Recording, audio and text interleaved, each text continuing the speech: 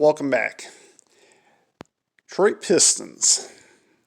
We know they've had a very interesting time the last few years for sure. Really a rough season this year, but not surprising to me.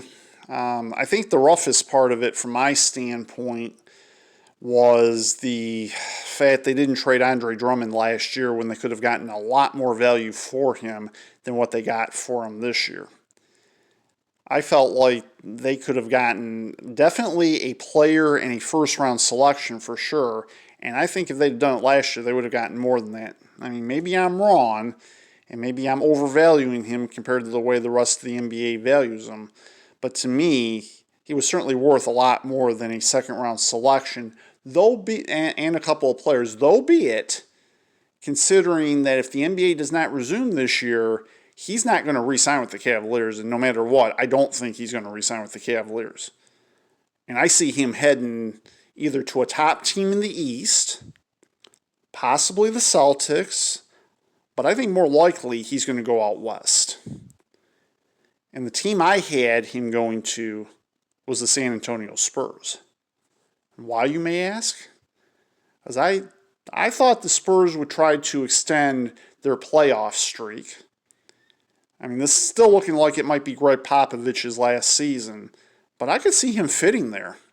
And if the Pistons could have gotten a first-round selection in Patty Mills, and I think they could have gotten more than that. I think they could have gotten a first-round selection for him last year. They could have gotten Patty Mills, and they could have gotten a second-round selection in switching second-round selections, let's say in 2024-25. Maybe even as late as 2028. That would have been a good trade for the Pistons, I think. But instead, they waited too long. The NBA didn't value him as much as it did, and his contract is now going to be up, or possibly already is up if the NBA season doesn't resume. And he's going to want to be paid a very staggering amount of money, probably more than I can imagine any team wanting to pay him. And while he's a very good player, I don't know if I see him as a $30 million a year guy or not. I mean, that remains to be seen.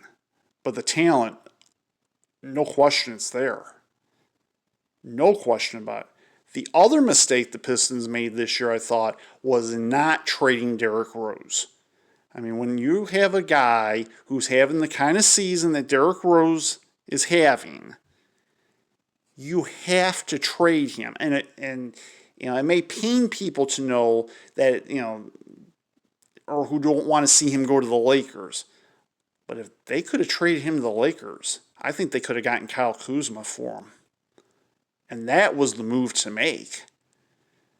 Now, maybe the Lakers wouldn't want to trade him Kyle Kuzma. I don't know. They could have gotten something from him.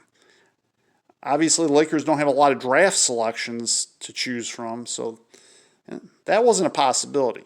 But they could have gotten something for him instead of just having to shut him down for this year and hoping that he's going to replicate what he did this year, next year, which is going to be hard to imagine. I think now was the time to trade him. And if I were the Pistons, I would very strongly consider trading him in the offseason. I don't know if the Lakers are still going to want him. I think it's going to depend on what happens the rest of this year. But I still think there might be a chance for them to trade him to the Lakers. Now, whether or not they get Kyle Kuzma for him still will be interesting. But by golly, they could get something that's substantial considering for the one and not even full season that he's given them.